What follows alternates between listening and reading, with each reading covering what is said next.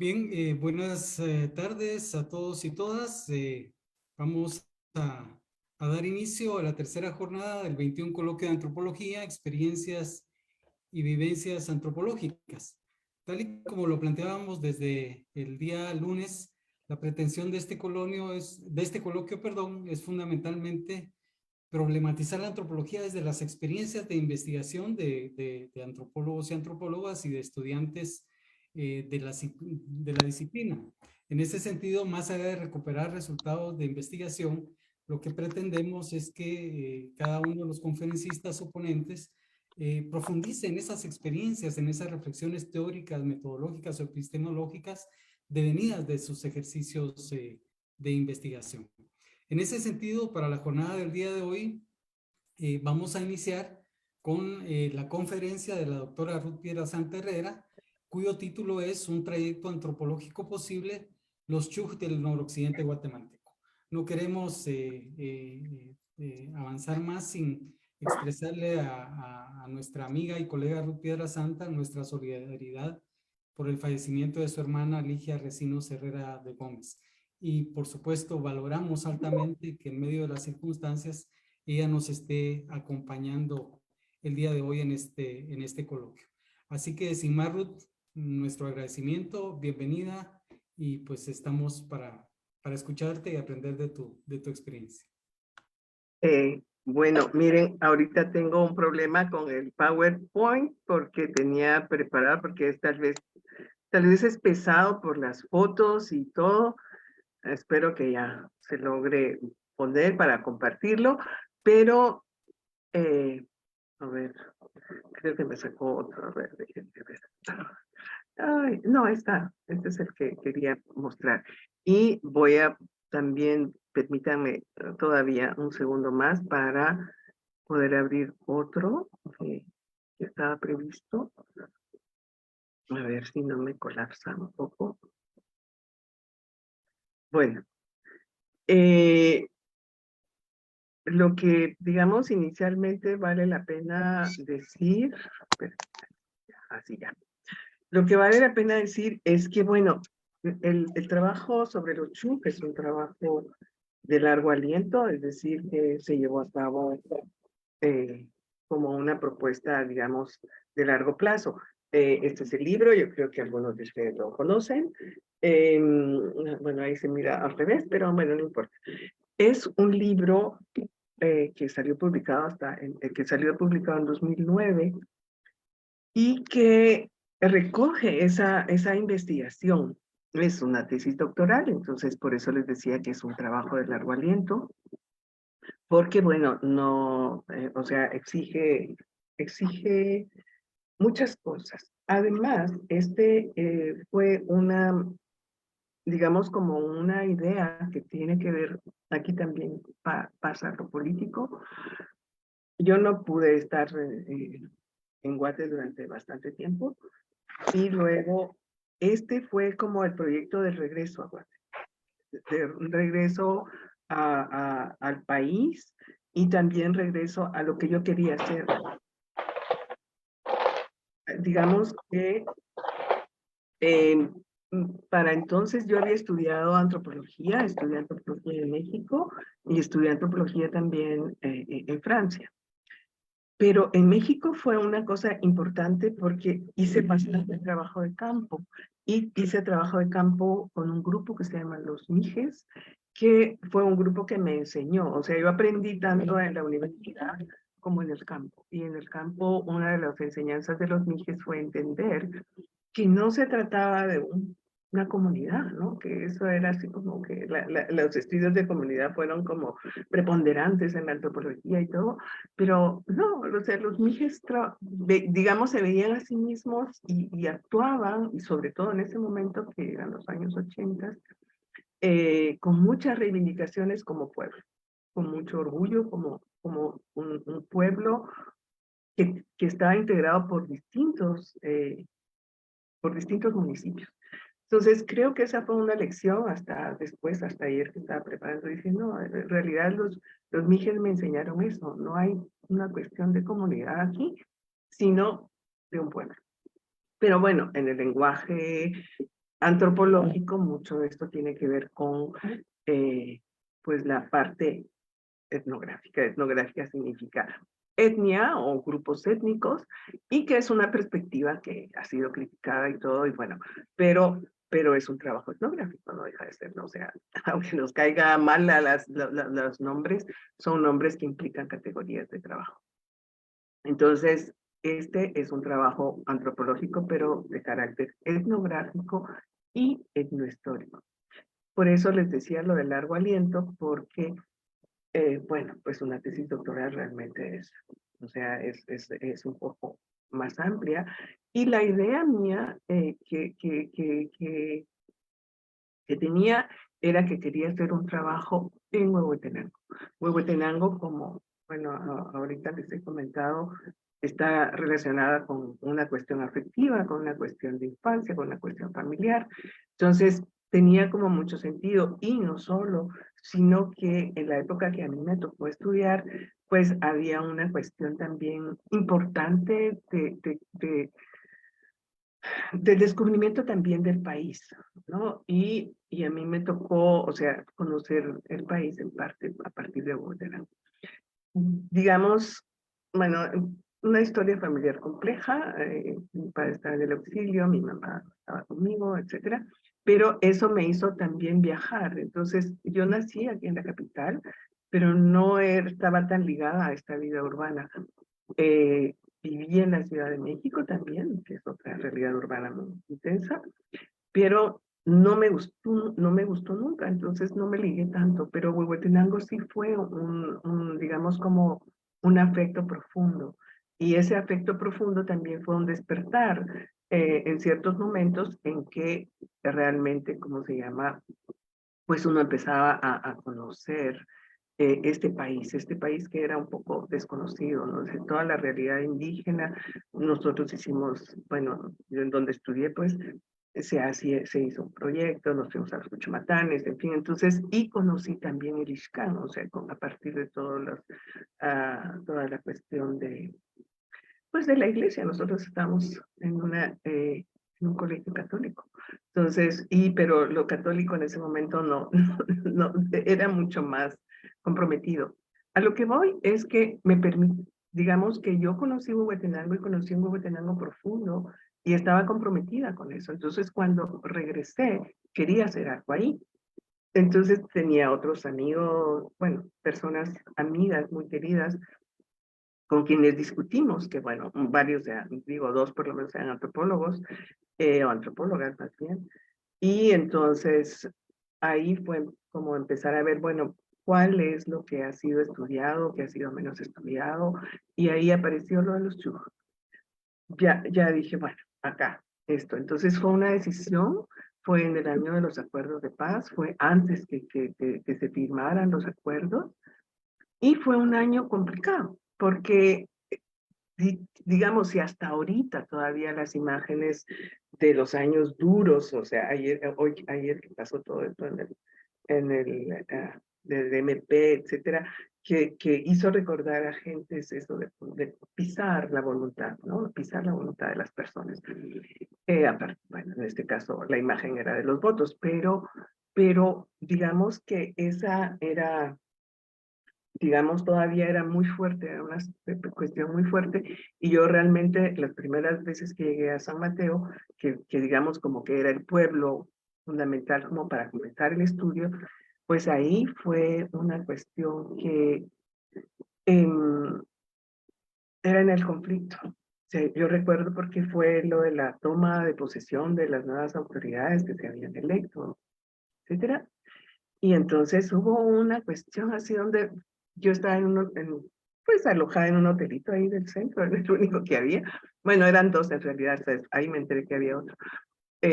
Y entonces empezaron a tirar bombas molotov, y había enfrentamientos y piedras, y era una cuestión, una cuestión, así que dices, aquí estamos en guerra todavía.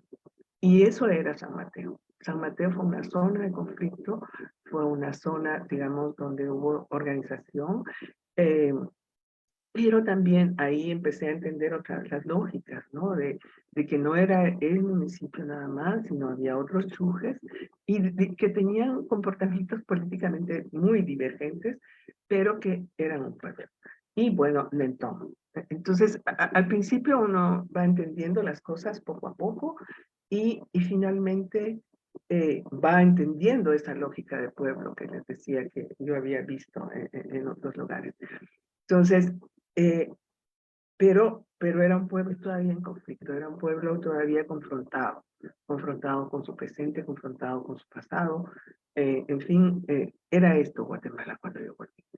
Sin embargo, todavía mi director de tesis, que fue Alain Breton, me dijo, bueno, pero puedes cambiar, no estás obligada a seguir ahí, eh, porque ya se perfilaba que ese era un lugar más de conflicto. Entonces dije, no, quiero seguir aquí, me interesa, me gustó el lugar, digamos lo que podía, percibía o intuía que podía avanzar ahí. Entonces, bueno, me quedé. Pero este es un poco en parte personal, pero en parte lo que era el país. Estoy narrando algo que tiene que ver con estas realidades que a veces se juntan, que tienen que ver con lo personal, lo político, el contexto. Entonces, esto fue eso. Y bueno, también ahí una de las cosas que obviamente me interesaba era que los chuques eran un pueblo milenario, no estábamos hablando eh, de un pueblo antiguo, o sea, claro, también hay que decir una cosa, yo, digamos, por amistad, una vieja amistad familiar, conocía a Carlos Navarrete, entonces él hablaba de los chuques y hablaba de San Mateo, etcétera, entonces sí, digamos, había una cuestión ahí de que estaba enterada hasta qué punto, digamos, el pasado no era un pasado reciente. Y San Mateo seguía siendo un lugar ocupado desde el momento del clásico hasta la actualidad. Entonces, había ahí como algo muy fuerte, muy potente, por decirlo así, como para no seguir de la pista. Entonces, bueno, ahí seguí y cómo se llama, y entonces, pues se fue, pues, bueno, ahorita ya les voy a pasar ya alguno de los dos, de los dos, bueno, les voy a pasar primero lo de, lo que es el pesado, pero ya entendí por qué no se abría. Diseño de grado.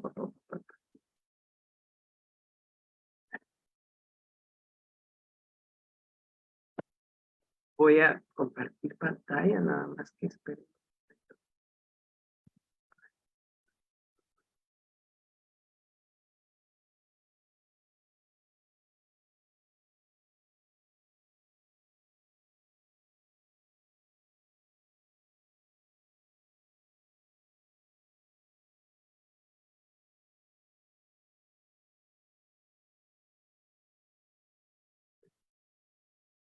Es que lo que pasa es que este tiene fotos, y tiene fotos del año del caldo, perdón, pero pues es así, ¿no? O sea, tiene fotos de hace tiempo, no había tanta digitalización y tantas cosas tan bonitas como hay ahora, no había nada. Entonces, nada más a ver si aquí ya me permite pasarlo, perdón, un segundo. Ay, yo, diapositivas,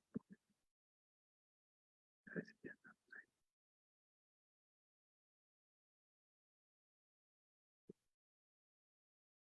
Ok, entonces estos son paisajes y mapas.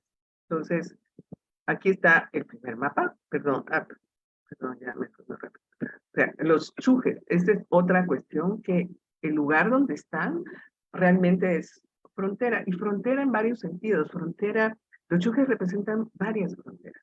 No es solo una frontera nacional, no, era una frontera, digamos, en el periodo colonial, era una frontera con los lacandones, y los lacandones eran los suizos, los que no había controlado la colonia, es decir, todavía hasta el siglo XVII, todavía no había función. Entonces, esta era una tierra donde hicieron varias entradas para controlar. Entonces, esta es como, digo, este es el recorte del mapa nacional, pero digamos, pues les veremos. Hay otro mapa colonial que marca hasta dónde llegaban los confines y los chuques estaban en los confines. También era una zona que podía jugar el papel de tierras altas y tierras bajas, que eso estamos hablando del periodo prehispánico, porque tiene los Yucatanes hasta arriba, pero hay una parte que seguía la lógica de las tierras bajas. Entonces, ahí hay también esta situación como de frontera en diferentes periodos históricos de los que ha atravesado. Y obviamente está en la frontera nacional, que es el más reciente, siglo XIX, a finales del siglo XIX, que es, y el siglo XIX, que es el que va a presentar, digamos, esta configuración, ya dividido el territorio a partir de fronteras internas que crean Mentón de este lado y Varillas de este, pero que Mentón obviamente parte en dos al territorio de los Chujes y a partir de ahí pues hay una historia de apropiación de tierras de territorio. Bueno, entonces estos son los paisajes de ¿cómo se llama? De los Chujes. Tierras altas y tierras bajas. Tierras altas, esta es la parte arriba, ¿no? Cerca de San Mateo. Perdón, de esta parte solo tengo más fotos de San Mateo. Después tendré fotos, tengo fotos de San Juan, perdón, me van a matar, de San Sebastián Cuatán, y de Nentón, pero aquí no tenía estas fotos, entonces pues nos vamos a contactarlo con lo que hay. Entonces, estas son tierras altas. Después tenemos un panorama de Mentón, es decir, Mentón es la parte más baja, pues, dentro de esta cordillera, y Mentón se mira siempre como brumoso, húmedo, porque no solo puede ser húmedo, sino que también la humedad desde la altura hace que uno tenga esta perspectiva que no es muy clara. Desde entonces no se ve muy claramente nunca, por la bruma, por esta humedad que da el que sea una tierra más cálida. Después este es el panorama hacia Bulej. Aquí, como si vemos, estamos entre montañas. Bulej es una aldea, ¿no? Que ha tenido hace como 30 años que yo llegué ahí, una rivalidad profunda con San Mateo, pero más que una cuestión política, es una cuestión, política nacional, no sé, algunas, digamos, de lo que fueron pues personas, grupos o pueblos, aldeas más organizadas, con la guerrilla o no, simplemente se trata más bien de un cacicazgo emergente que quiere en el futuro hacer un nuevo municipio. Pero independientemente de eso, digamos, estamos hablando de que Bulej es digamos, hay menciones en la época colonial, entonces no es tampoco un asentamiento nuevo, hay asentamientos nuevos en territorio Chuj, pero no es Bulej. Entonces, Bulej, en todo caso, lo que quería sentar aquí es que es otra, digamos, todavía está en la zona alta, pero ya dirigiéndose hacia la parte baja. Es una zona como intermedia de transición. Estas son las tierras altas, los Yucatanes hasta arriba, es decir, aquí estamos alrededor de 3.500 metros sobre el nivel del mar, y este es el descenso a tierras bajas. Estos caminos eran terribles, eran realmente lodosísimos y todo, y entonces estaban cubiertos con ¿cómo se llama? Con pedazos de madera, de trozos de madera, para poderlo transitar, porque pues era todo el tiempo muy lodoso. San Mateo es otra de las cosas que se caracteriza. Hay muchos bosques, ahí, digamos, es una región, o es digamos, un lugar donde es naturalmente, digamos, boscoso. Y esto, pues, hace que, ¿cómo se llama? Pues, sea un lugar donde la madera no es escatimada, ¿no? A veces. Y aún ahora que hay muchos problemas de deforestación y todo, esto sigue siendo ¿cómo se llama? Un recurso no tan abundante como en el pasado, pero sí ha sido un recurso cuidado, también ha sido un recurso defendido, ¿no? Ellos se pelearon contra la cuchumadera, hicieron mucho, o sea, digamos, los chujes, ese es otro de sus rasgos, que pueden tener una actitud digamos, beligerante, hostil hacia lo que no está de acuerdo. Y hacia lo que era la Cuchumadera fue una empresa maderera que quería cortar árboles, que adujo que había una gran, digo, sí había en ese momento una plaga, pero no tan grande como ellos pretendían para cortar todos los árboles que les daba la gana. De todas maneras, los chujes se opusieron ferozmente y en campo alguna vez me dijeron, en realidad nosotros apoyamos a la guerrilla porque estábamos luchando contra la enfermedad. Entonces, es eso, ¿no? O sea, es un pueblo que ha decidido sus luchas, ha decidido cuidar de sus recursos, y eso porque en parte tiene que ver con esta larga historia, es su lugar, en todo esta parte, donde ellos han crecido, donde ellos hablan la lengua, etc. Entonces, aquí estamos, pero este es el trayecto, nada más quería mencionarlo, porque en los relatos se habla siempre de lo penoso que era ir de tierras altas a tierras bajas, y esto lo hicieron a lo largo de cientos y cientos de años. Esa tradición, uso de tierras altas y tierras bajas, fue una constante. Estas ya son tierras bajas. Este es el río Ixquisis, aquí es donde hay problema con las hidroeléctricas y todo. Pueden ver, porque esta foto sí lo hice por eso, para que vean las piedras que hay. Es un suelo kárstico, como mucho en la zona maya, ¿no? Y parecen muelas las piedras. Y esas realmente deshacen los zapatos. Yo pensaba que solo me pasaba a mí. No, decía, he visto que no, que son piedras terribles. Entonces, la gente que caminaba descalza, pues obviamente era bastante pesado el camino. Pero bueno, este Ixquisis es un lugar bueno, la historia reciente no es gloriosa ni es complicada, ¿no? En cuanto a los años del conflicto, pero es también un centro ceremonial, y eso me lo decía Carlos Navarrete, que aquí se había dado una especie de confluencia de tres grupos diferentes que tenían un mismo lugar sagrado. Y esto estamos hablando, obviamente, de periodo prehispánico. Y eso también es curioso a nivel de lenguas que se hablan aquí. Aquí ha habido, o sea, hay asentamiento de población, digamos, no tenemos claro en qué momento llegaron, etcétera, pero aquí hay canjobales, hay acatecos y hay chujes. La mayor parte son chujes, pero también hay estos otros. Entonces, hay como ciertas continuidades que tenemos a través de la historia de los pueblos que, pues, de repente se trasluce en estos lugares. Pero Ixquisis, en ese sentido, es especial. Después hay lugares emblemáticos, lugares que son importantes porque son sagrados, porque marcan una identidad de un lugar, porque la gente se identifica con esos lugares, etc. Y estos lugares emblemáticos son el Cerro Bobí, que es un cerro, aquí está por la punta, aquí hay, ¿cómo se llama? Sitios prehispánicos, no hace, digamos, lugares como de culto prehispánicos, y obviamente también en el propio San Mateo, pues es un lugar, como les decía, ocupado desde el periodo clásico. Entonces, esto no es, y este es otro de los lugares emblemáticos. Perdón, la foto es la única y fue complicado sacarla, entonces la guardo así como precioso tesoro, pero sé que no es buena. Aquí, si logran mirar, aquí hay una corriente de agua.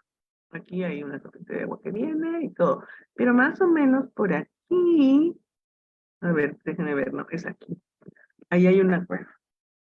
Esa cueva es sagrada, no es así como secreta en cierto modo, y obviamente todas las personas que son de fuera, como era mi caso, están absolutamente prohibido que se acerquen. Que se acerquen tal vez al pueblo, sí, pero a la cueva imposible. O sea, la cueva es no solo los chujes, sino solo ciertos personajes, ¿no? Ese es un personaje sagrado, es decir, ligado a un sistema de creencias, a una serie de prácticas sagradas que se llama Chicán. Shekab significa el mensajero. Entonces, esta es una cueva que se usa para hacer una profecía anual. Todavía ellos llevan el año Aab, que es el de los 18 meses más 20 días más el Oyekú, y en el periodo Oyekú es que se entra a la cueva del Oyekú y que se hace la profecía. Entonces, es una profecía que no es solo para los de ese pueblito, sino es para todos los chuj, y es una cuestión, básicamente, en un principio, por los datos que escuché, que logré escuchar esa vez, que fue toda una historia, es una, digamos, la mayor parte es de tipo agrícola. Si hay viento, si hay agua, como es la lluvia, cómo va a ser ciertas cosas, si va a haber plagas, qué tipo de plagas, es algo muy agrícola esta profesión, pero no única.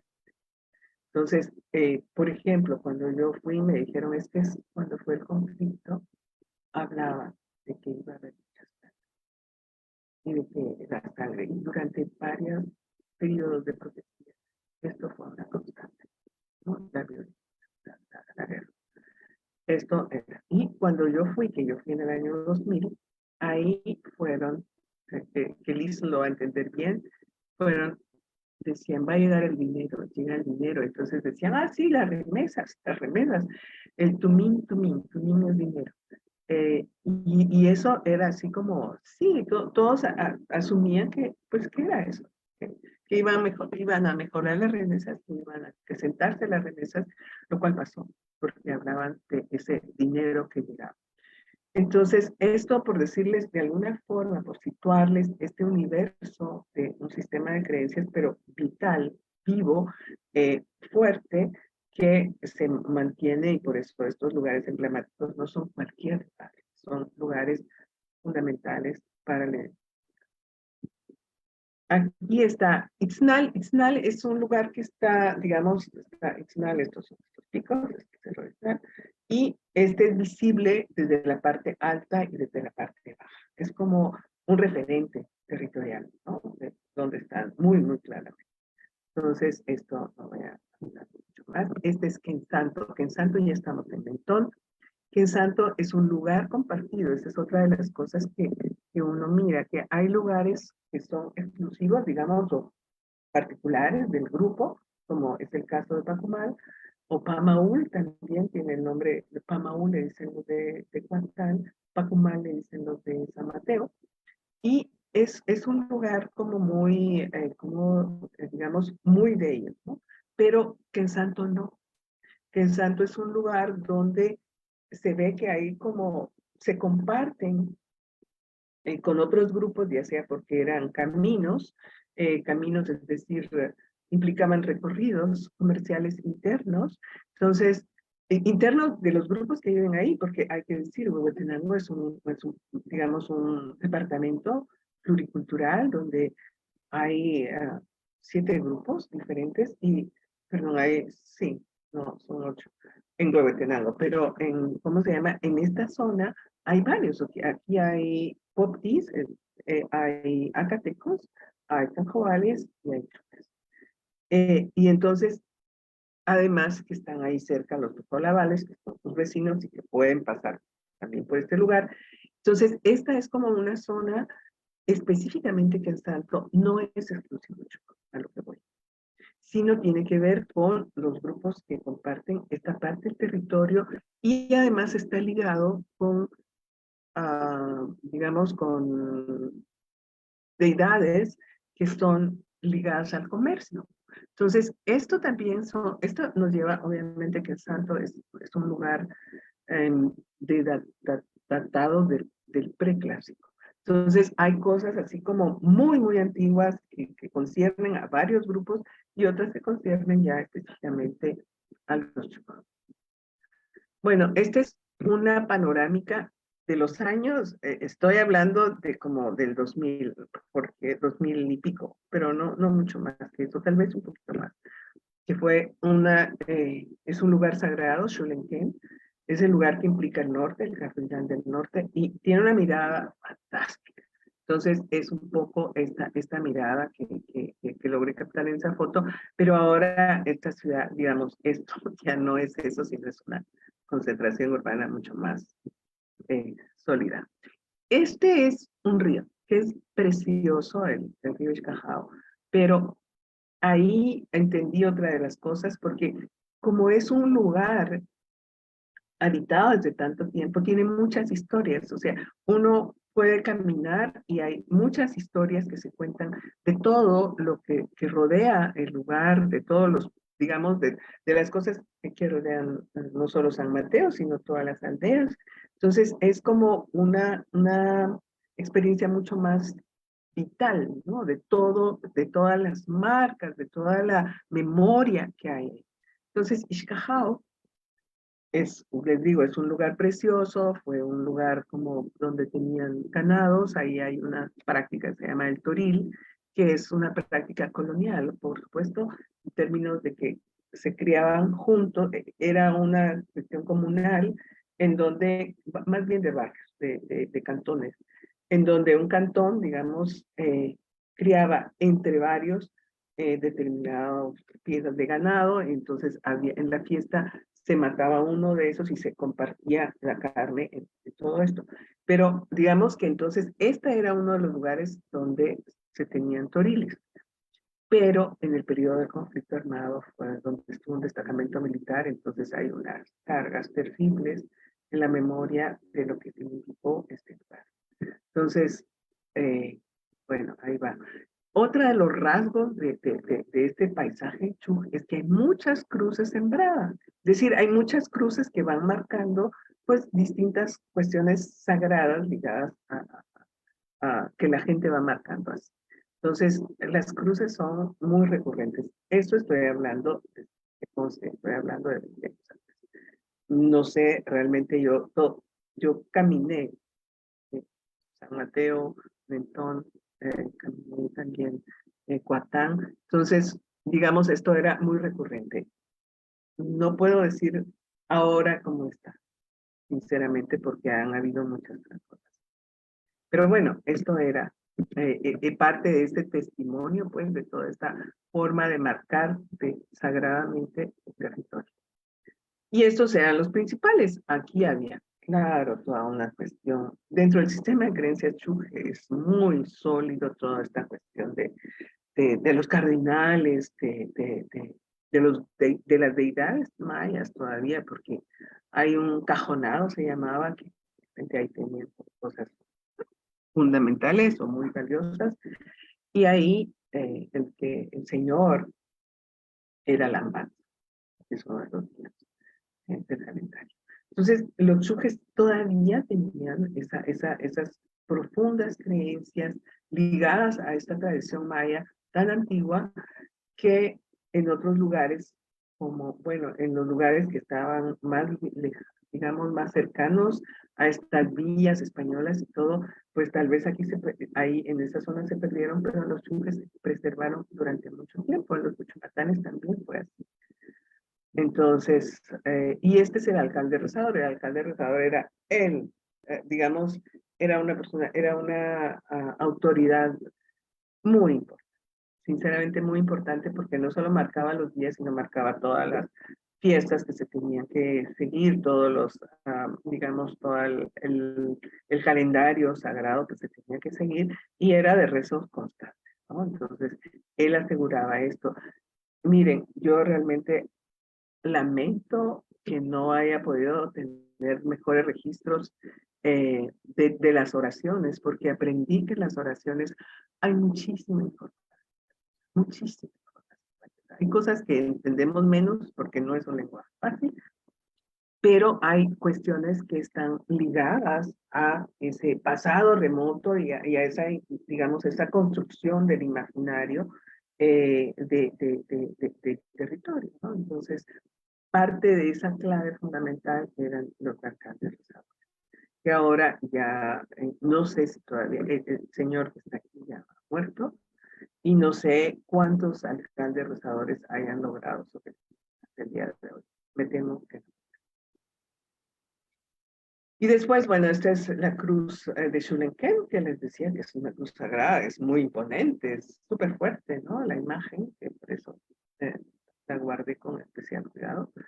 Y bueno, esto es. Ahora, vamos con mapa.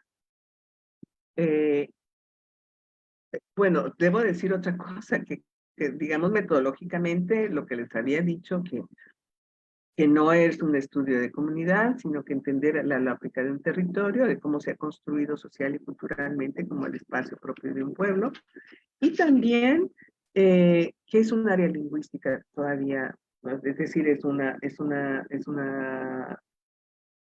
idioma, es una lengua que tiene bastante vitalidad, ¿no? El chuj es realmente, continúa siendo hablado, tiene préstamos, pero no tiene tantos, y aún con toda la experiencia de Estados Unidos, cuando yo curiosamente fui también a un pueblo, recordé ayer que escuchaba a Leslie, eh, se llamaba Greenville, y ahí había chujes, y esos chujes seguían hablando chuj. O sea, es, esta lengua es algo todavía bastante fuerte. Entonces, bueno, eh, también obviamente parte de entender esto fue tener información de, histórica, geográfica, que nos permitía entender un poco más esa lógica de territorio que se estaba, ¿no? Entonces, obviamente también hay que tener una perspectiva diacrónica en el trabajo antropológico, no podemos ver solo el presente, no tiene sentido. Sobre todo en pueblos así que tienen un pasado tan enorme, no se puede pensar que solo abarcando el presente se puede conocer. Entonces, bueno, la idea en todo caso era entender esta larga duración, era esta larga duración que nos permite entender ciertas unidades. Por eso después se llamó el libro Unidad y Rupturas en su espacio, porque a lo largo del tiempo obviamente hay momentos en que se recompone, se reconfigura todo, y un poco esto es lo que vamos a ver a partir de estos mapas. A ver, acá, bueno, primero las zonas de vida, porque es variado, no son, aquí son 5 zonas de vida en esta zona, en esta parte de los chujes, que podemos ver una zona más húmeda, esta parte es la más alta, fría, esta es intermedia, pero más bien tiende a ser fría, les he de confesar, alguna vez que se me ocurrió, y dije, me voy a quedar en esa aldea, ahí dice que es templado, nada que ver, pero frío del carajo, terrible. Pero entonces, bueno, pero esta es como diferente, y aquí sí hay más calor, ¿no? Ya es Pojón, ya es Ixquisis, aquí está la laguna de Yonahab, y Nentón tiene, además de esta parte húmeda, tiene una parte más cálida también, pero también una parte seca, donde se producían petates, o sea, se producía, digamos, una variedad de palma que se da en lugares secos, entonces esta era una zona de producción de petates, que se comparte también con la zona coquí. Pero a lo que voy es que en esta zona hay distintas zonas de vida, lo cual fue utilizado a nivel agrícola y para complementar la economía de los chujes a lo largo del tiempo. Y esta fue una costumbre inveterada, ¿no? Incluso las personas que se van a Estados Unidos, cuando regresan, quieren comprar tierras en las partes bajas.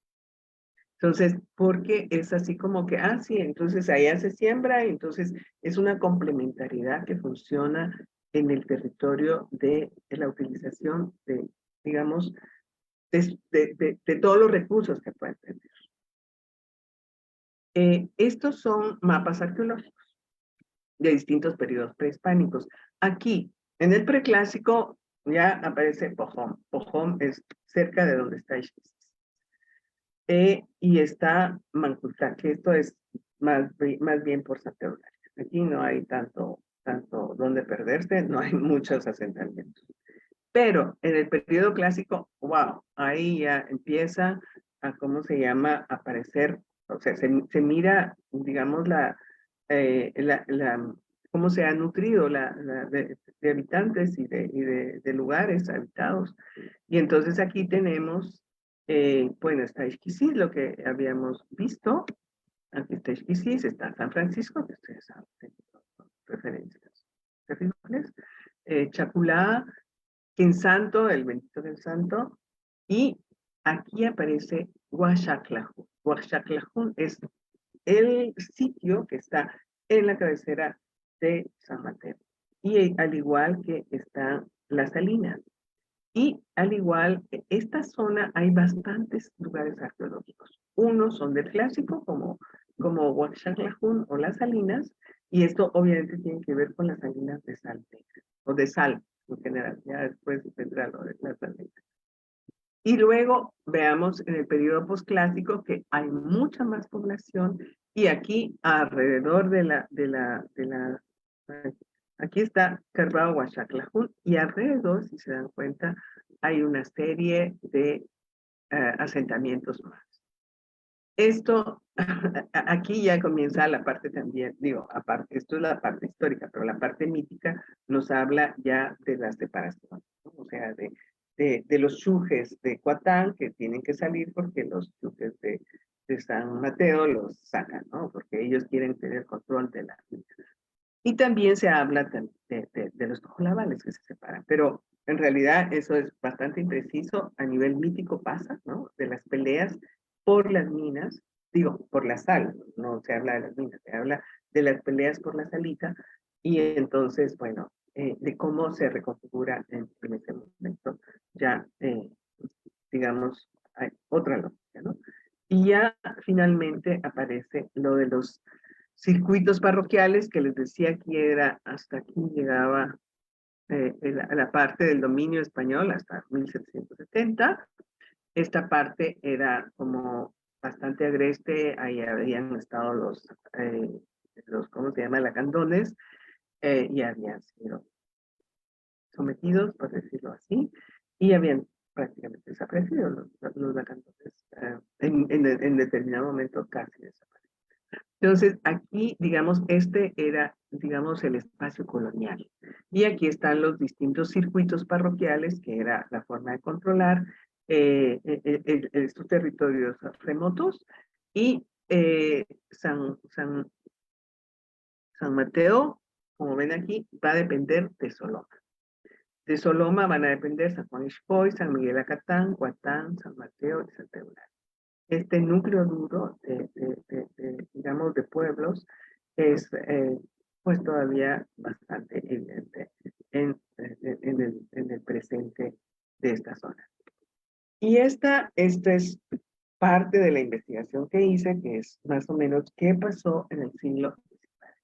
Porque ahí aparecía como el siglo XIX como un momento muy crítico, y ya cuando uno se va adentrando en los archivos, tiempo, para entender la lógica de cómo fueron los ladinos, cuando llegaron los ladinos, se fueron, en el caso de San Mateo, creo que hay solo una familia de ladinos todavía, pero digamos, como en la experiencia vital, se ve que hay más, es decir, que hubo mucha presencia ladina con todo lo que significaba, ¿no? Porque hay un cementerio de ladinos, un cementerio de indígenas, este tipo de segregación, ¿no? Pero era en parte lo de los ladinos y también en parte qué pasó en ese momento. Y en ese momento, claro, era cómo habían perdido sus tierras. Eso lo tienen en la ¿no? Perdido sus tierras.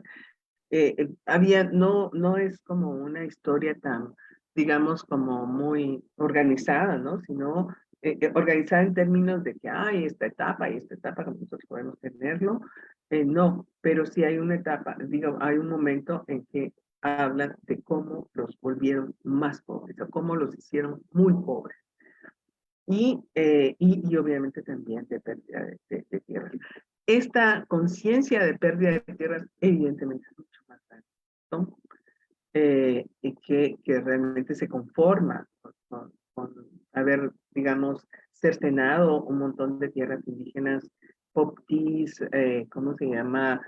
Canjobales, Zacatecas, o sea, aquí crearon este municipio para tomar las tierras y obviamente esa privatización de tierras, que aquí está toda la zona grisita, digamos, son el reparto de tierras, ya no digamos la parte de Varillas, está aquí, Achuré, pero que es terrible, o sea, aquí fue el gran reparto y este gran reparto de tierras fue con estas tierras indígenas, ¿no? Y sobre todo fue con la creación de Netón y de Varillas.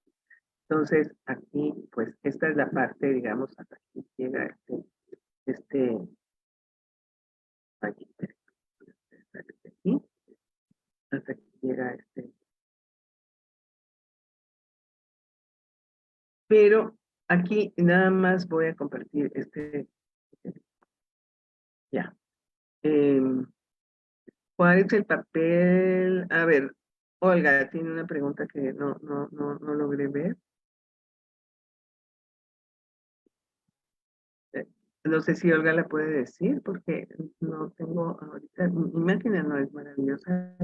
Aquí a que encuentro. Con gusto, Ruth. La pregunta es, ¿cuál es el papel que juegan las divisiones político-administrativas del municipio en conflictos como los de Bule?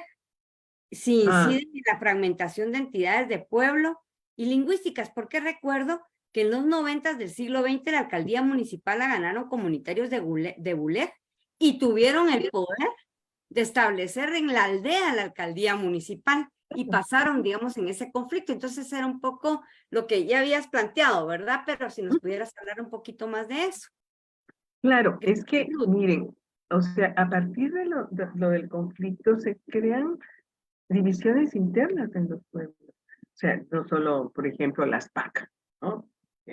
O sea, las PAC eran, digamos, como una maldición, por supuesto, pero, eh, pero lo tenían que hacer, o sea, estaban obligados a hacerlo, no podían evitarlo. Entonces, las PAC, por ejemplo, en San Mateo, como ahí había un destacamento, estaba Varilla cerca, este era un pueblo que había acogido a la guerrilla, entonces estaba súper vigilado. Aquí hubo varias masacres. O sea, hubo masacres en el propio San Mateo, pero hubo masacres en toda la zona. O sea, hay una parte del libro donde se dedica a esto que fue espantoso. O sea, los refugiados que van a México están huyendo de eso. Pero eso implica, digamos, que se van creando separaciones, divisiones internas en los pueblos. Y en el caso de Buleg, Buleg Abras, digamos, como que colaboró bastante intensamente. En general, todo en San Mateo se colabora con la guerrilla. Yo recuerdo Margarita, hay un libro que hizo Margarita Hurtado que habla un poco de eso, que era la total diferencia entre San Sebastián Patán, que había llegado ahí, ¿cómo se llama? El lingüístico de verano, y eran súper evangélicos y así muy fanáticos, y que obviamente no apoyaban a la guerrilla, y el caso de San Mateo, que es. Sin embargo, el caso de Buleg como que creó, digamos, como un grupo más sólido de apoyo a la guerrilla, que después ya en el periodo digamos, de los acuerdos, pues, elecciones, ellos ganan la alcaldía. Pero hay como una bronca con San Mateo como diciendo, es que ustedes apoyaron al ejército. No era así, no era así, estaban obligados a hacerlo porque estaban ahí, o sea, no se podía decir, ay, no, yo no quiero colaborar. No era así, o sea, las PAC eran las PAC que había que entrarles por más odio y resentimiento que creara entre los propios tener que estar en eso, ¿no? Porque además el trato hacia ellos no era de ningún modo agradable, o sea, ellos tenían que llevar su comida, ellos tenían que llevar sus chamarras, ellos tenían que llevar sus implementos, porque el ejército no les daba nada, pero tenían que patrullar. Entonces, eso creó mucho conflicto, digamos, interno entre los propios yujes de San Mateo. Entonces, Buleg aprovecha un poco esta situación, digamos, de nosotros sí apoyamos a la guerrilla y ustedes apoyaron al ejército. No fue así, porque igual, o sea, las masacres se dieron justamente por el apoyo que había en San Mateo. Pero a lo que voy es que políticamente sí se utilizó en parte esto y entonces se creó este problema de que ustedes no merecen tener la autoridad municipal ahí porque no pelearon, no, ¿cómo se llama? No avanzaron, digamos, no protegieron San Mateo, ¿no? Y bueno, la cuestión está en que esto se prolonga y después hay, y a lo largo de que se va prolongando, en todo caso, para mí resultó claro que ahí había otra cuestión, que muchas veces se da, o sea, no se da en zonas indígenas también, en muchos lados, en Mesoamérica en todo caso, o en esta parte, aunque nos caiga mal mencionar a Mesoamérica como tal, pero bueno, en esta área del sur, esto se da, o sea, hay una división de repente de un pueblo y se divide y se va. Pero en este caso no es solo una división, sino es una pelea por una jefatura de lugar. Y esto sí es claramente Boulez, por eso les hacía mención de este espacio, digamos, que reivindican como un lugar antiguo, como alguien, como grupo que tiene mucha antigüedad y que tiene como derechos sobre el territorio distintos de esa manera. Y esto se va a ir perfilando poco a poco. Al principio parece solo ser esto, ¿no? Ustedes apoyan a la guerrilla y nosotros apoyamos a la guerrilla y ustedes no, que parecía ser un punto de confrontación, pero después ya se va dando cuenta, ya no aparece. Entonces aparece que un hermano del que fue alcalde es el que contiende, y hay otro hermano que participó en la guerrilla, y ellos van a ser como este poder. Y más adelante, nada que ver. O sea, los que están apoyando ahorita a la hidroeléctrica son ellos. Entonces, lo que aparece en todo caso es esta división. O sea, hay una búsqueda por parte de un grupo familiar que aspira a un cacicazgo. Es decir, nosotros vamos a imponer un nuevo corte territorial. Queremos ser un municipio donde obviamente este grupo pues quiere tener el control, digamos, político, ¿no? Cacicazgo. Cacicazgo porque, bueno, pues esa es una aspiración, eran 3 hermanos, uno ha muerto ya, pero los otros siguen muy activos en política y un poco en esta cuestión que más que estar interesados en Boulez, están interesados en el poder. Entonces, eso querría aclarar respecto a la pregunta de mire, nada más, sí, no son reflejo de lo nacional. Sí, la verdad es que no. Espérenme, nada más aquí quiero, a ver si lo logro, compartir un poco nada más cuestiones metodológicas. Eh, ujú, a ver, a ver si es verdad.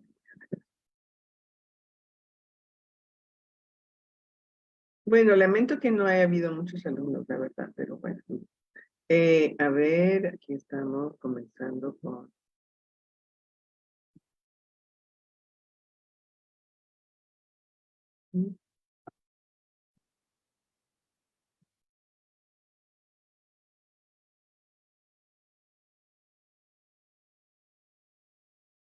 ¿Sí ven la pantalla? Bueno, ahorita todavía no está tan claro todo, pero Sí, lo que se ve. ya.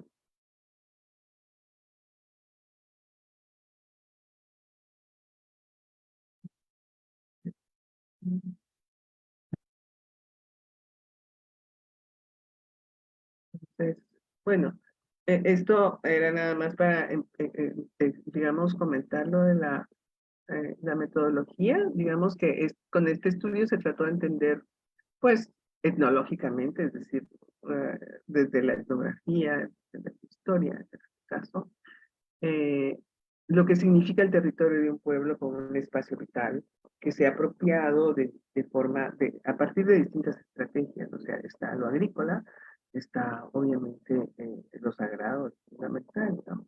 Pero no solo, es decir, cómo se fueron apropiando a lo largo de su historia de diferentes maneras de lugar. Entonces, bueno, está lo agrícola y lo cultural. Y también es un intento por comprender más profundamente el devenir histórico de un grupo, eh, como de un pueblo, pues.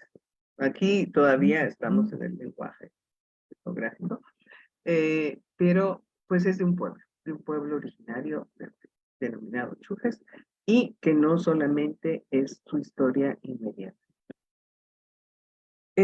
También pues, se utilizó la historia y la geografía como parte de esta perspectiva, y en el caso de lo geográfico, pues el espacio es un concepto fundamental que resulta articulador para entender cómo se da esa construcción social. Porque así como hay una construcción así en términos de que lo agrícola es aquí se producen petates, aquí se producía esto, el bosque es por acá y es por allá, también hay ¿cómo se llama? Un espacio sagrado, hay un imaginario sobre lo que hay. Por eso yo les decía que lo de las oraciones del rezador eran fundamentales para entender cómo se daba ese espacio sagrado. Y ese espacio sagrado va más allá solamente de los chuques, sino habla de interrelaciones con otros, habla de los lugares que podían haber conocido en un pasado remoto. Entonces, ese espacio digamos, da lugar, nos permite ver cosas bien concretas respecto al territorio, respecto a estrategias de sobrevivencia, etcétera, pero también permite a, a, eh, ver otras, digamos, otras representaciones que espacialmente también tienen, ¿no? Respecto al lugar donde. En este sentido, el espacio no solo es producido y entendido como un mero territorio físico, sino también resulta vivido, lo que yo les decía, por ejemplo, en el caso de este nacimiento de Río, tan lindo y tan hermoso, pero que cargaba con una historia fuerte, ¿no? Entonces, porque es un territorio vivido, es un territorio percibido, representado por este pueblo. También, pues, como ya les dije, pues está en 3 municipios, Mentón, pero la mayor, Mentón, San Sebastián, Cuatán y San Mateo. Claro, yo me centré más en Mentón, pero después trabajé un poco más en Cuatán y obviamente también Mentón. O sea, Mentón era necesario para comprender cómo había sido este desmembramiento del territorio en el siglo XIX. Y como había también qué significó la frontera, etcétera, con México, ¿no? Bueno, hay 3 ejes de análisis: el territorio, que ofrece la posibilidad de un análisis empírico de tipo histórico y geográfico; también la organización social y más particularmente el ámbito del poder y la manera como este poder se estructura y funciona. Porque aquí, digamos, bueno, yo les hablé del poder en términos de los sacerdotes. Bueno, ahorita voy a hacer un comentario.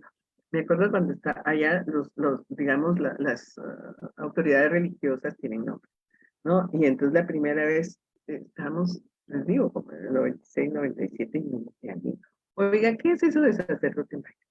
Entonces, sí, como que para ellos no tiene ningún sentido. O sea, había rezador, el alcalde, rezador, había el Achum, había el Ajmal, o sea, estaban los especialistas religiosos, pero el sacerdote maya era algo que no tenía para ellos pies y cabeza. Pero entonces, bueno, la cuestión está en que, pues, eran las autoridades civiles, obviamente no interesaban con todo esto, digamos, con todo lo del conflicto, pues obviamente tiene que entrar a entender la autoridad, pero también después vas entendiendo que, bueno, la antropología es así, toda esta cuestión de la unidad de las autoridades que son civiles religiosas, toda la tradición de lo civil religioso que va a romper, digamos, el sistema de partidos, todo eso va a romper todo esto de la forma total, pero bueno, todavía en San Mateo, en las aldeas, se seguía funcionando así de lo, digamos, civil religioso.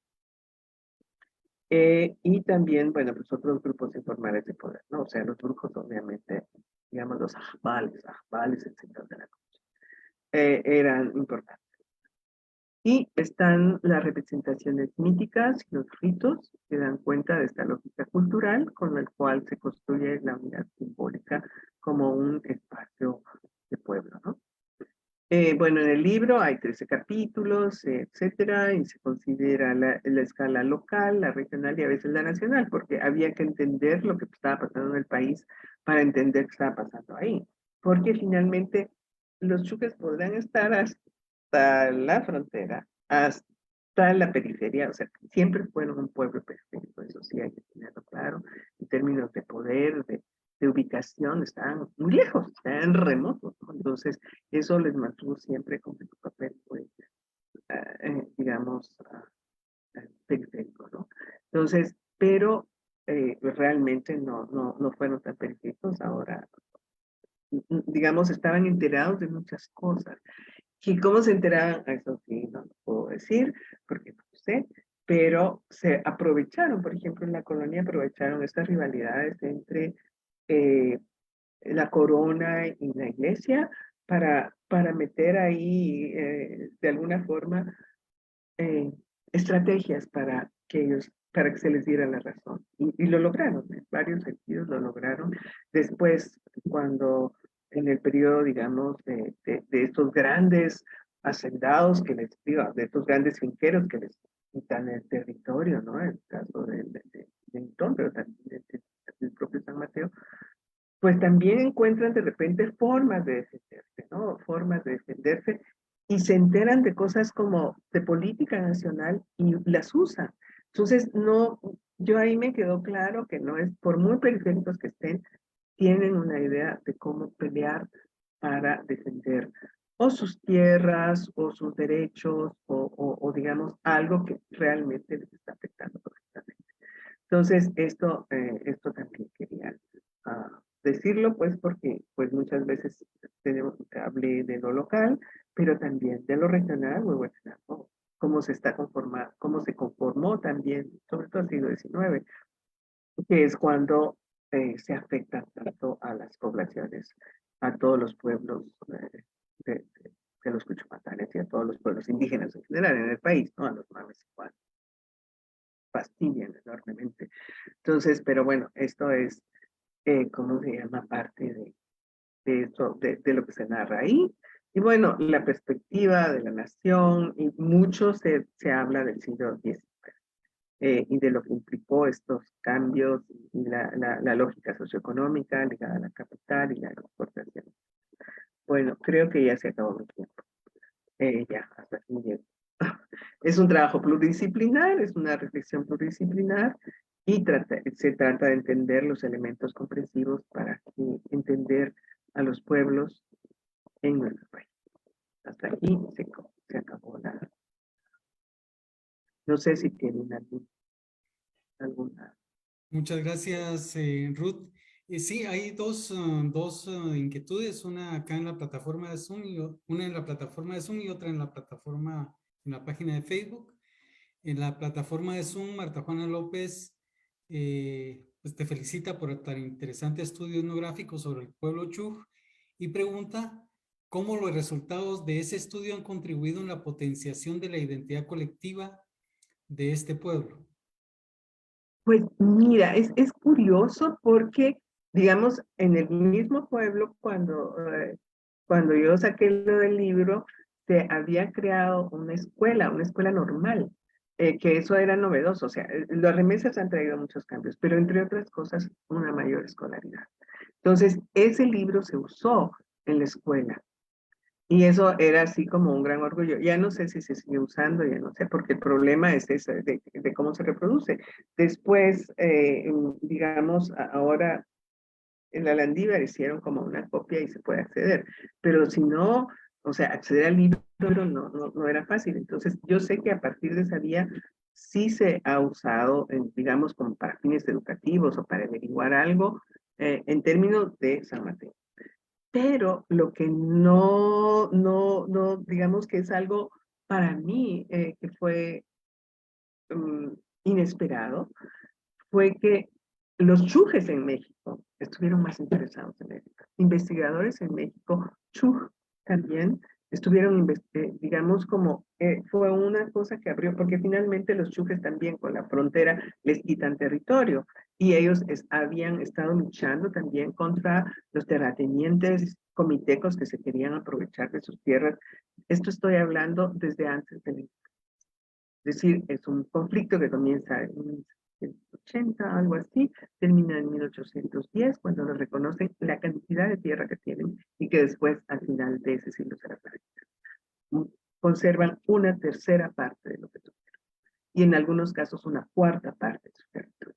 Entonces, esto, bueno, todos estos son, pero a lo que voy es que entonces empezó a ser usado en otros contextos, ¿verdad? O sea, los chujes de México también empezaban a ver, bueno, como no tenían referencias, de repente eso se volvió como una fuente.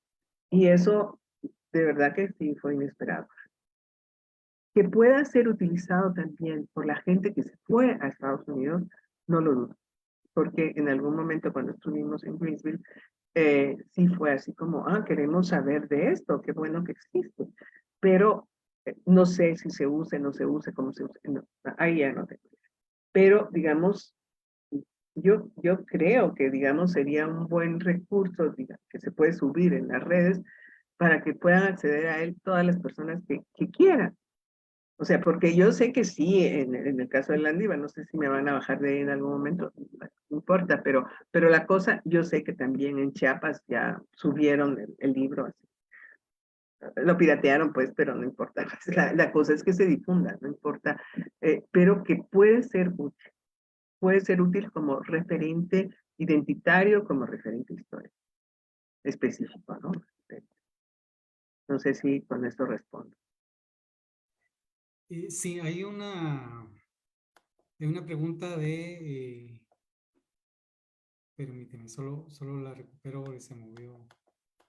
Aquí. Dice, Jesús Ventura dice, recuerdo que en San Sebastián, Coatán, el ejército asesinó a mucha gente frente al atrio de la Iglesia Católica.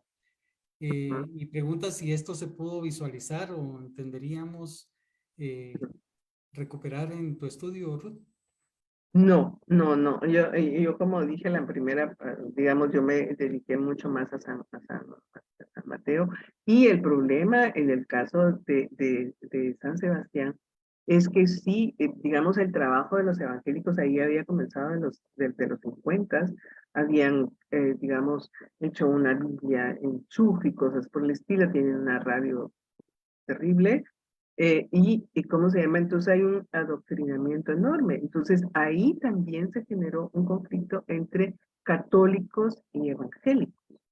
Y entonces yo no dudo en un momento en que los evangélicos, que eran súper intolerantes, hayan acusado a los católicos, porque finalmente los católicos estaban ligados a los Mérigno tenían una serie de reivindicaciones, entonces no me, no me sorprendería nada. Lo que pasa es que sí hay un momento en que los Mérignos se van de los otros lugares, pero no de San Mateo. En San Mateo hay un tipo adorable, digo, él ya murió, Génesis, que es el que va a documentar mucho de lo que pasó y que le va a pasar la información a Falla y que va a, digamos, a documentar y a mover también en Estados Unidos mucho de la opinión pública, pero vamos, él estaba atrincherado en San Mateo.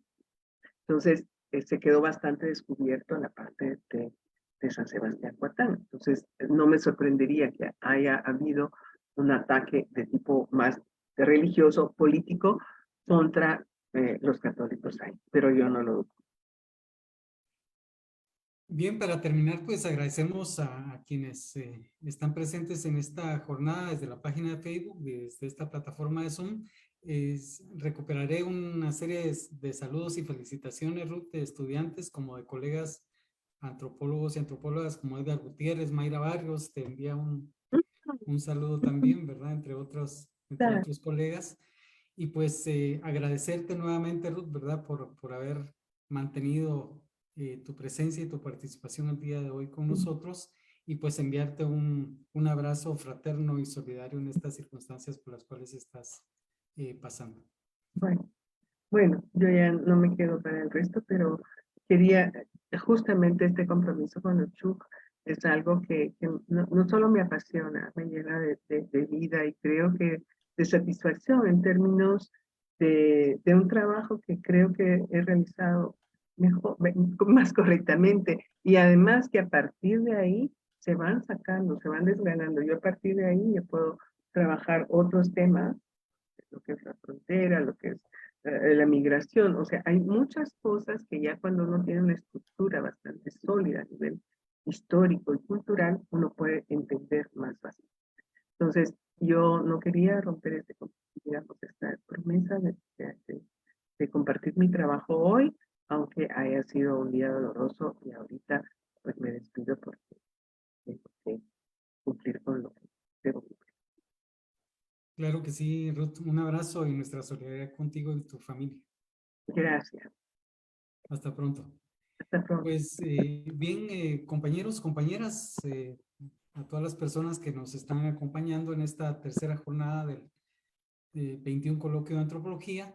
A continuación, pues daremos paso a una ponencia de uno de los estudiantes de la licenciatura en Antropología, Carlos Benjamín Ixcayao, quien nos va a presentar el tema o nos va a compartir su experiencia desde el tema en defensa del astillero comunal San Juliú.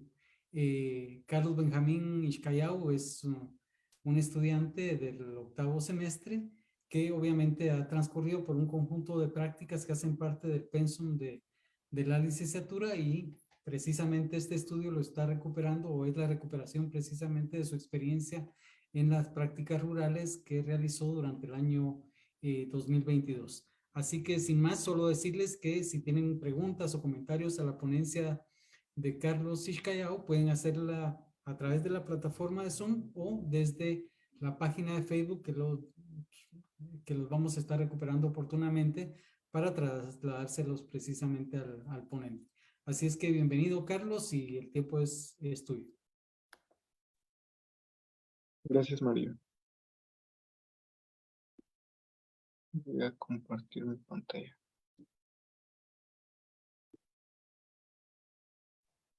Si pudieras encender tu cámara también, te agradeceríamos para que logremos visualizarte todos. Gracias.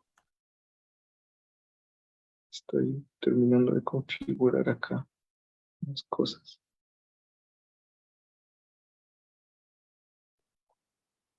Bien, gracias. Bien, entonces, buenas tardes. Como comentaba Mario, pues, agradezco este espacio del coloquio. Voy a realizar una presentación de el producto final que trabajé a partir de las prácticas rurales del área de antropología el año pasado, 2022. Este tema es, bueno, yo trabajé un tema relacionado con defensa del territorio, específicamente una comunidad de Itejar Chimaltenango que está defendiendo un bosque comunal. Y bueno, voy a iniciar acá. Bien, para iniciar con la introducción de el tema, pues dar un poco de contexto. El año pasado, bueno, en 2021, entre febrero y mayo, en el Tejar Chimaltenango, en uno de los bosques municipales, se realizó una tala de árboles. Este bosque se llama Astillero Tzanjuyu. Hasta el 2021 era reconocido como municipal. Y bueno, la municipalidad en coordinación con el Instituto Nacional de Bosques, el INAB, pues desarrollaron un plan para controlar una plaga de gorgojo que había en el bosque. Sin embargo, las personas que viven alrededor comentaban que hubieron anomalías en este proceso. Por ejemplo, que se taló una porción mayor a la que se había acordado y que algunas partes del astillero que estaban siendo deforestadas tenían algunos planes para realizarse algunas edificaciones adentro. Tenían que eran como negocios. Entonces, esto llevó a las personas la comunidad de diferentes partes del Tejar a levantarse y a cohesionarse en un grupo que tenía el objetivo de defender el bien boscoso. Los objetivos que yo me planteé para la investigación fueron identificar cuáles eran las estrategias de lucha y resistencia de las personas, analizar cómo la construcción colectiva del territorio motivaba las acciones de defensa de este, y también identificar cuáles fueron las formas de represión que enfrentaron las personas del movimiento. Aquí, haciendo un poco de énfasis en la metodología que utilicé para la investigación, pues primero tuve los acercamientos a la problemática, que a pesar de que se dio entre mayo y junio del 2021, ahí fue donde surgió, pues yo no estuve tan relacionado hasta 2022, cuando empecé a hablar con personas de acá del municipio y a buscar noticias de este evento. Entonces, luego de eso llegó como una parte de visitas exploratorias a la comunidad, en donde visité el astillero, en donde desde 2021 hay una serie de personas que se han instalado ahí para supervisar que no se talen más árboles y para hacer vigilancia del bosque, también para darle mantenimiento. Entonces, pues les expliqué a las personas pues los objetivos que tenía con la investigación, y me dieron como que su consentimiento para que yo ingresara en la comunidad y pudiera realizar observaciones, entrevistas y conversaciones. Entonces, a partir de ello, pues, pasé a la parte de observación participando en diferentes eventos organizados por la comunidad. Y también lo combiné con observación digital, porque muchas personas habían documentado este proceso a través de páginas en Facebook. Entonces, eso fue también como un tipo de incursión en esta metodología de la etnografía digital, porque a través de esa plataforma logré recolectar información bastante importante. Y bueno, por último, como les mencionaba, también realicé entrevistas y conversaciones. Ahí, para hacer una anotación, las entrevistas fueron un poquito, al menos desde mi punto de vista, cerradas. Las personas no estaban tan abiertas a platicarme en entrevistas, y fueron las conversaciones como esos espacios en donde pude obtener información más rica, porque era un espacio, yo sentía, de más confianza y de más apertura. Para hacer un breve recorrido por el marco referencial, me basé en el concepto de territorio, similar a lo que nos comentaba la doctora Piedra Santa. Pues partí de concebir el territorio como un espacio socialmente construido en el que se desarrollan imaginarios territoriales, y a partir del cual las personas van desarrollando como una identidad en relación con el espacio que viven, que comparten colectivamente. Entonces eso motiva como una apropiación simbólica del territorio, y una de esas formas de apropiación es defenderlo cuando hay alguna amenaza que pues vulnere sus modos de vida o el territorio que ellos habitan. Entonces, a partir de ello, como que partí para identificar cuáles eran las estrategias de resistencia y de defensa del territorio que habían desarrollado. Como les comentaba, primero surgió una movilización de un grupo de personas que se cohesionó para defender el bosque. Esto sucedió entre mayo y junio del 2021, y en un principio el movimiento se denominó Vecinos del Pueblo Tejareño en Acción. El objetivo que tenían era conservar el astillero Tzanjuyo, así me lo expresaron ellos. Y una de las preguntas que me surgieron a mí es quiénes integraban el movimiento. Entonces, una palabra que era muy frecuente que yo encontré fue: lo integra el pueblo tejareño. Entonces, yo realicé como que esta acotación, y concluí que el pueblo tejareño puede considerarse como un sujeto colectivo que engloba a todas las personas habitantes del municipio del Tejar, que en su conjunto conforman una comunidad, la cual es la que tiene derecho sobre el astillero comunal. Entonces, como les mencionaba, y voy a mencionar más adelante también, el astillero era municipal, por lo que el acceso a él estaba abierto para todo el municipio. Y cuando empezó a degradarse, las personas de diferentes partes del municipio se cohesionaron en este movimiento, pero principalmente las que lo lideraron y quienes estaban más activas eran personas de aledañas o que vivían cerca del astillero Tsanjuyu. Entonces, en una asamblea que realizaron las personas del movimiento, se dieron cuenta de que la mayoría de personas quienes estaban al frente eran personas de la comunidad del pueblo cachiquel. Entonces, en una asamblea realizada el 22 de noviembre del 2021, em, los líderes que estaban al frente del movimiento propusieron que se reconociera a este grupo como comunidad indígena tejareña maya cachiquel. Entonces, en una asamblea fue avalado este cambio de nombre y empezó a reconocerse la identidad del movimiento como un movimiento indígena, específicamente cachiquel.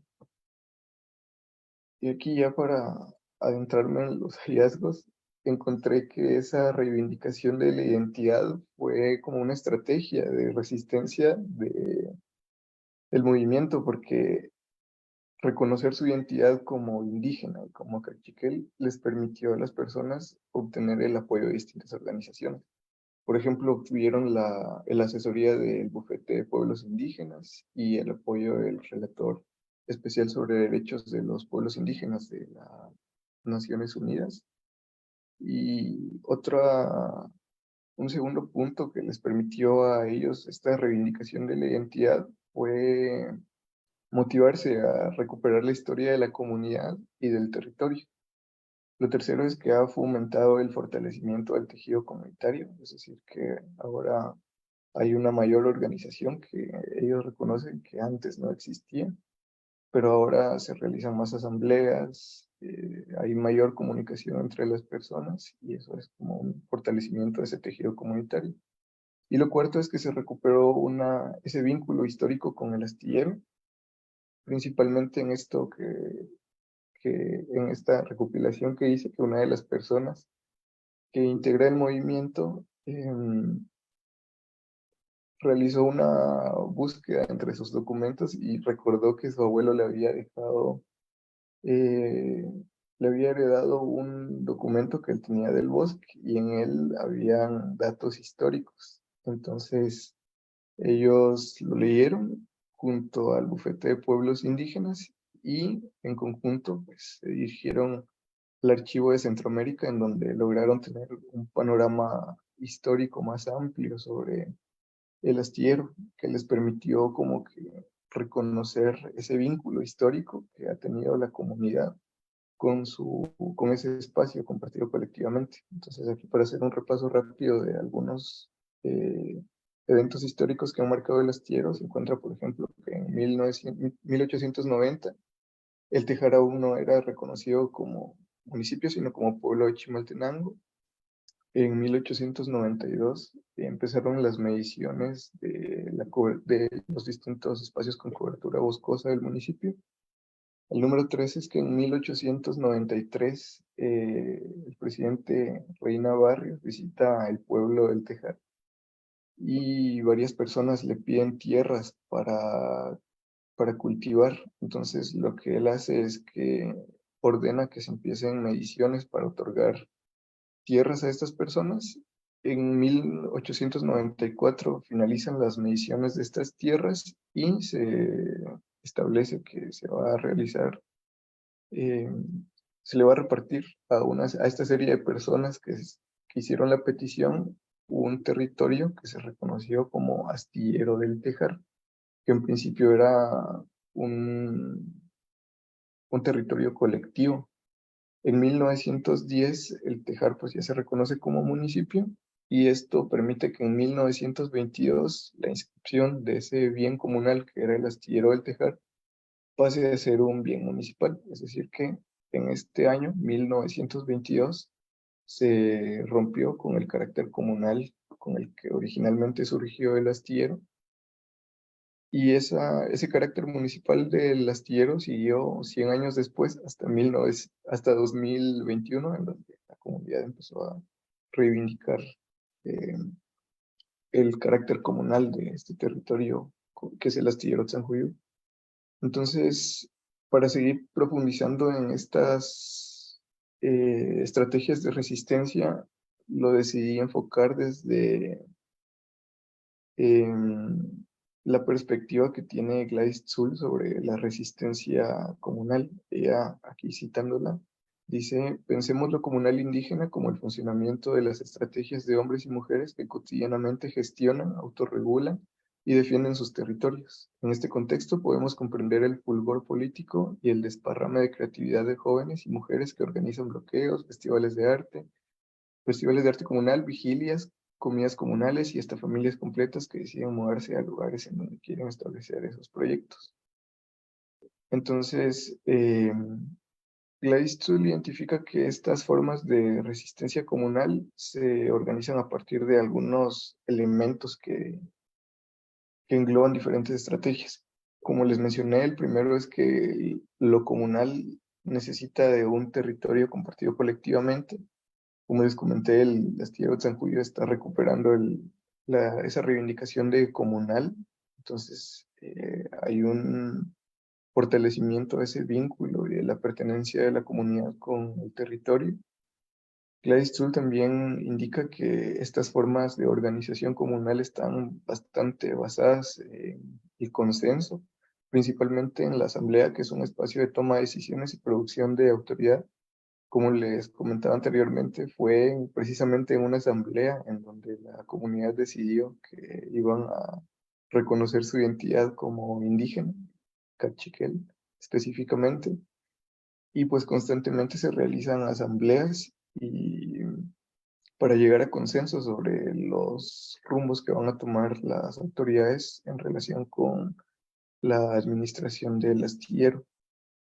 Lo tercero es que estas formas de resistencia comunal se basan bastante en el trabajo comunitario, que es un trabajo colectivo gratuito que sirve como un mecanismo de producción de bienestar comunitario.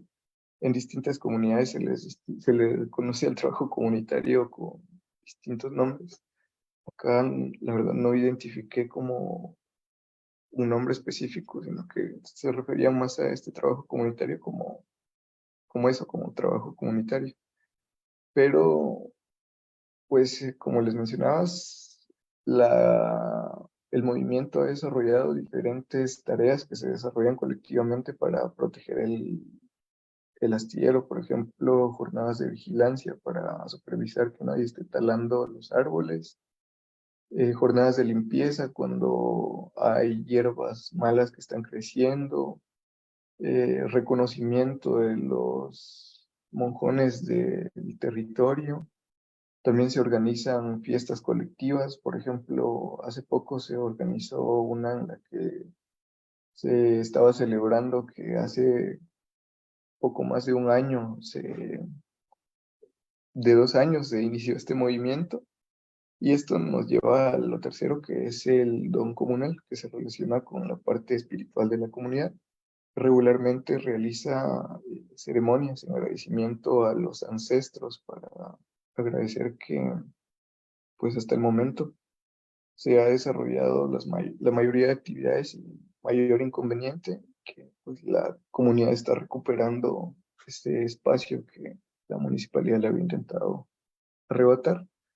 Y bueno, para analizar un poco la concepción del territorio a partir del imaginario de la municipalidad, les comentaba que desde 1922 este espacio que originalmente era colectivo se reconoció como municipal, y a partir de este momento se inició con los diferentes gobiernos una parcelación de la tierra y una política de establecimiento de un basurero dentro de ese bosque que, pues, se tomó prácticamente como un basurero municipal. Entonces, dentro del bosque actualmente hay un espacio en donde la municipalidad acumula basura. Desde hace alrededor de 70 años se estableció ese basurero ahí y pues hasta el momento ninguna administración municipal ha desarrollado algún plan de contingencia para ese basurero que tienen, que pues, también es un riesgo para la salud de las personas de alrededor. Lo tercero es que la municipalidad en los últimos años ha desarrollado sobre el territorio de Sanjuyú un aprovechamiento técnico de los recursos forestales y el espacio. Porque como ven aquí en esta foto, la madera extraída a veces es comercializada, cosa que rompe con el imaginario y la concepción de la naturaleza que tienen los pueblos indígenas, que no es mercantilizarla, sino conservarla. Y también se le ha dado, a partir de la municipalidad, una política de aprovechamiento sostenible del espacio. Esto se da principalmente a través de la construcción de un parque turístico en el lugar que ha servido para aprovechar y obtener ganancias económicas utilizando el espacio a partir de esta lógica que se ha impulsado en los últimos años del ecoturismo. Por último, estas formas de represión que identifiqué que se han desarrollado sobre la comunidad es que ha habido falta de diálogo con la municipalidad, es decir, que se han cerrado a conversar con las personas. Las personas que están dentro del astillero han notado que hay un mayor control policial desde 2021 alrededor del astillero, que regularmente la policía se encuentra en el lugar vigilándolas.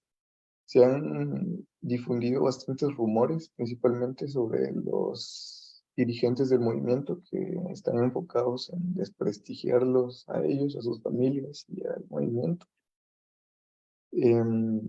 Han habido intimidación por parte de actores cuya identidad no se sabe claramente. Estos principalmente son actores que operan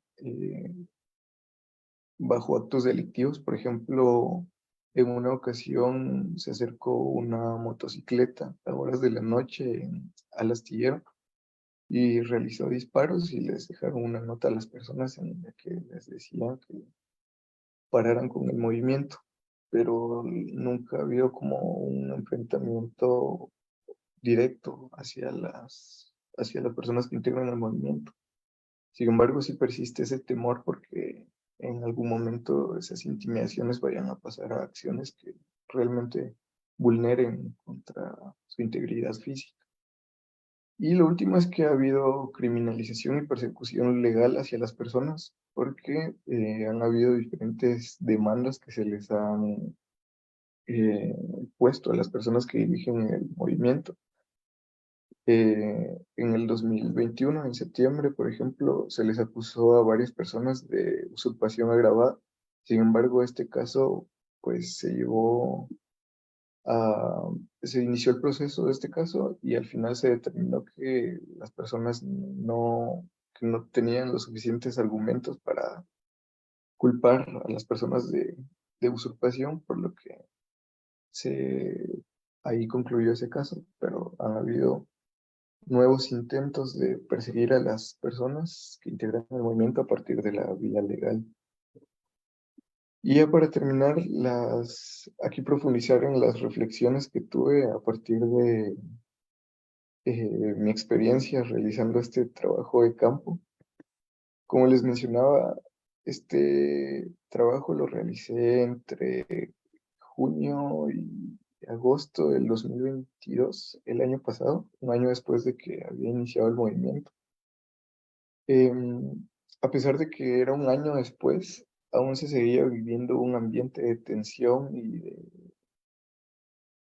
de represión en la comunidad, por lo que ese ambiente determinó mucho la forma en la que recogía datos y en la que realizaba la investigación. Por ejemplo, les comentaba que en las entrevistas las personas mostraban poco abiertas a dialogar. Y era porque tenían miedo de que recuperara datos yo y que los difundiera posteriormente y que esos datos pues al final terminarán siendo perjudiciales para la comunidad. Entonces, cuando yo tenía un diario de campo y anotaba datos, ellos se mostraban un poco dispuestos a darme la información, mientras que también me aclararon que no podía grabar las entrevistas que realizara. Entonces, eso también me llevó a desarrollar esa capacidad de memorización para los datos que recogía y que después tenía que ir anotando ahí porque eran importantes. También reflexiono sobre mi posición como integrante de este pueblo tejareño que les mencioné y como investigador. Es decir, que yo no era un investigador externo que llegó a la comunidad a insertarse y a vivir ahí, como suele ser en el trabajo antropológico, sino que yo, pues, hago esa aclaración, soy de Tejaquimatenango, entonces las personas me preguntaban, ¿y usted de dónde es? Yo soy del Tejate, entonces eso me hacía que ellos me reconocieran como integrante de ese pueblo tejareño y se sintieran, al menos desde mi punto de vista, en un ambiente de mayor confianza, porque sabían que yo era parte del municipio y que pues, también había estado relacionado con el astillero y que les podía aportar de alguna forma en este proceso que llevaba. Eso me lleva a lo tercero, que es la reflexión que tuve sobre el compromiso del investigador, ya que era un investigador que no era ajeno totalmente a este contexto de protección, de defensa del territorio, sino que estaba como mi posición como integrante de ese pueblo tejareño me llevó a cuestionar cuál era mi compromiso en relación con el movimiento. Eso me llevó a involucrarme no solo como investigador, sino también en las tareas que realizamos. Hasta el momento todavía participo en algunas actividades que realiza la comunidad. Lo cuarto es la combinación entre la observación presencial y digital. Esto es combinar la observación participante, como les mencioné, que participé en diferentes actividades, y que combine eso con la observación digital, principalmente a través de Facebook, en páginas en las que se ha documentado este caso. Eh, a través de Facebook documenté, por ejemplo, las primeras acciones que desarrolló el movimiento para proteger el astillero, las convocatorias que realizaban para asambleas. Ahí también documentaban a través de videos las tareas que realizaban. Entonces considero que actualmente tomar en cuenta las herramientas digitales es importante para obtener datos. Muchas veces las personas a través de esos espacios pues documentan varias cosas que pueden ser de utilidad. Y lo último es que me pregunté al final de la investigación cómo va a aportar esto a la comunidad. Es decir, cómo devuelvo yo los datos y de qué manera los va a aportar. Y pues al momento de devolverlos, siento que fue como un proceso de sistematización de todo el proceso que ellos llevaron. Eh, yo lo sistematicé en un documento que ellos ya tenían y que posteriormente también consultaban y utilizaron en algunos procesos en los que necesitaban explicar en asambleas algunos datos, por ejemplo, los datos históricos que a veces estaban sueltos, yo los integré en un informe de investigación y ellos pues ya los tenían ahí de forma ordenada y esta investigación pues ha servido, por ejemplo, para esos procesos que ellos llevan. Bien, eso es lo que quería compartir. Gracias por su atención. Muchas gracias, Carlos. Vamos a leer dos comentarios que hay en la plataforma de Zoom. Uno dice, qué interesante la concepción de la construcción social del territorio y la identidad del pueblo tijereño. El territorio incluye los elementos de identidad como pueblo y la defensa de la naturaleza. Las divisiones político-administrativas dominantes fragmentan esas identidades e imponen otras dinámicas sociales e incluso culturales. Olga Pérez pregunta, ¿cuál consideras que es el elemento central de articulación de la identidad colectiva de la comunidad alrededor del territorio del astillero, especialmente frente a los embates para la destrucción de entidades locales como los astilleros?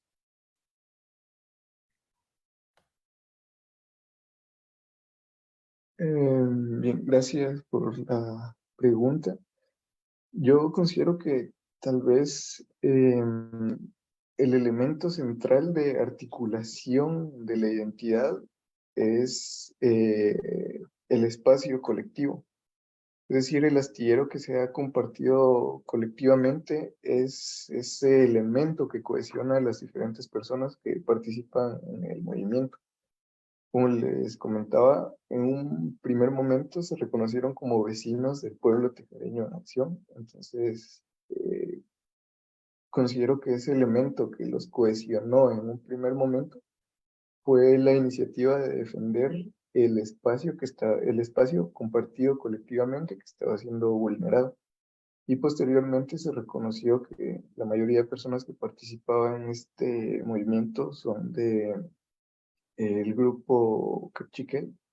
Entonces se reivindicó esa identidad indígena, lo cual fue una estrategia que les permitió movilizar recursos.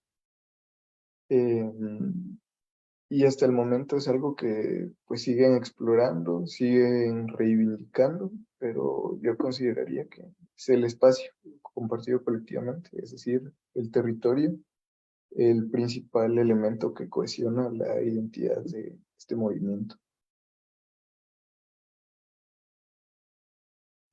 Gracias, Carlos. La colega Marta Juana López escribe, felicitaciones, Carlos, por la selección del tema de su práctica de campo, una problemática que devela cómo la municipalidad usurpa la tierra comunal de un pueblo y los conflictos que genera. Olga Pérez te felicita también, siempre interesante, es un gusto escucharte. Pues bien, Carlos, nuestras felicitaciones y agradecimiento por compartir estos resultados y estas reflexiones devenidas de tu investigación en el Tejar en torno a esta problemática que si bien tiene su especificidad, obviamente hace parte de una problemática que en general se ha convertido, diríamos, no solo en objeto de investigación de la antropología y de otras disciplinas, sino indudablemente hace parte o es muestra de las luchas históricas y actuales que están librando las comunidades y pueblos indígenas y mestizos en defensa de sus tierras, en defensa de sus territorios y obviamente en la medida en que son sus ámbitos vitales de reproducción como sujetos colectivos, en la defensa de sus medios de vida. Nuestro agradecimiento entonces, Carlos, por esta ponencia. Y para finalizar esta tercera jornada del 21 Coloquio de Antropología, no solo agradecer a todas las personas que nos estuvieron acompañando desde Facebook Live y desde la plataforma de Zoom, sino también recordar que nuestra pretensión de estas 3 jornadas de este coloquio era situar desde la experiencia de distintas investigadoras e investigadores, tanto colegas ya formados en ejercicios profesionales como colegas en proceso de formación, sus experiencias y sus vivencias antropológicas desde sus ejercicios de aproximación, de conocimiento sobre una serie de temáticas que obviamente corresponden a la disciplina antropológica. En ese sentido, esperamos entonces que este coloquio organizado, planificado por el Consejo Consultivo del Área de Antropología haya cumplido con su cometido. Finalizar entonces diciéndole que además de que las grabaciones de estas jornadas quedan en Facebook Live, en la página de la coordinación del área de antropología, y están siendo también ubicadas en el canal de YouTube de esta coordinación para que pueda obviamente ser utilizado no solo como como fuente, sino también como una posibilidad de ampliar al público, al que pueda llegar este tipo de aportes que desde nuestras disciplinas siempre hemos concebido como importantes. La idea es no solo producir conocimiento académico y para la academia misma, sino que ese conocimiento pueda ser divulgado lo más posible e idealmente que llegue a los sujetos sociales que precisamente están en búsqueda de gestar cambios que les beneficien y que correspondan, por supuesto, a sus intereses de bienestar colectivo. Sin más, les damos las buenas noches, les agradecemos por la participación, por la presencia y prontamente estaremos comunicando actividades que vamos a seguir realizando desde la coordinación del área de antropología. Así es que buenas noches a todos y todas.